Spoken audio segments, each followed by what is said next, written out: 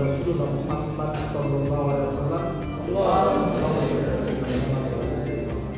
Senang sekali bertemu dengan Anda semua di perkuliahan kita hari ini terkait dengan hukum dan etika pers.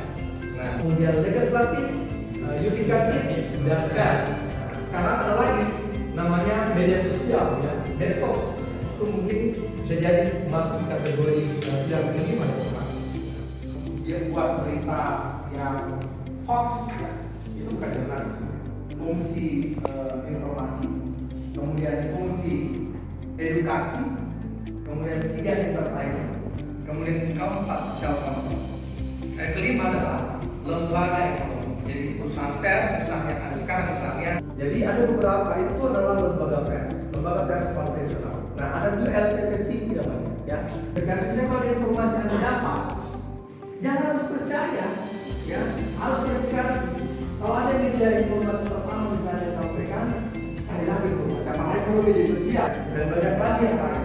Yang kira-kira itu bisa mempengaruhi dan terkait nanti dengan undang-undang pers. Jadi pers sesungguhnya harus juga misalnya sudah memberikan kontrol kepada pemerintah, DPR, pers juga itu juga harus dikontrol. Ya. Ketika ada informasi dari pers dan kemudian itu dianggap tidak kurang benar atau seperti apa, pasti masyarakat akan berdoa ini yang benar bos, bukan seperti itu misalnya. Di sini ada feedback, ya. Kemudian jurnalisme itu harus menyediakan forum kritik maupun dukungan masyarakat. Jadi tidak di anti kritik, dia juga menerima kritik atau saran dari masyarakat.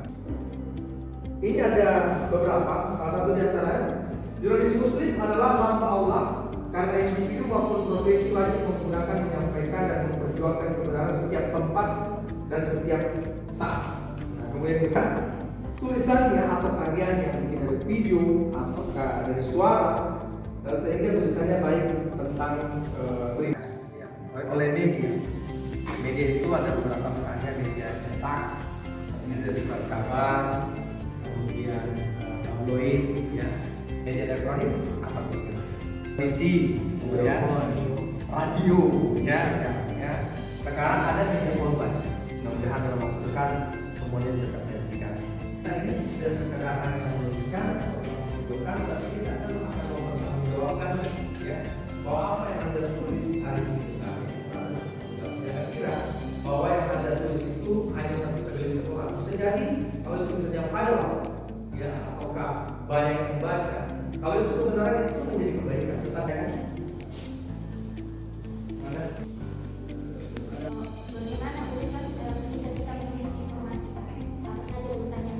Tulisan dan mau mempublikasikannya ke media, pers misalnya. Tahapannya saya kira Anda harus memperbaiki tulisannya. Ya caranya, ya, dengan pengelolaan mungkin WhatsApp-nya sehingga setelah itu ada akan ditinggalkan oleh pemirsaannya, ya, akan ditinggalkan oleh pemirsaannya yang pasti akan berdampak juga nanti pada pendapatan iklannya dan sedikitnya nonton ratingnya kalau dia tidak objektif dalam pemerintahan. Di sini ada banyak bagian ada redaksionalnya, ya, ada bagian iklannya, ya, ada bagian sirkulasinya kalau dia koran, wartawannya, misalnya menggaji dan sebagainya. Sementara ini dia harus independen. Kapan dia tidak independen dalam hal? Sebelum saya akhiri, ya, pertemuan kita kali ini, saya akan memberikan tugas buat artikel, ya, opini yang terkait dengan hukum dan etika pers. Carikan saluran untuk terbitkan di media yang online misalnya atau dicetak, kita membuat artikel. Saya kira seperti itu. Saya akhiri. Wabillahi taufiq wal hidayah. Wassalamualaikum warahmatullahi wabarakatuh. Waalaikumsalam warahmatullahi wabarakatuh. Amin.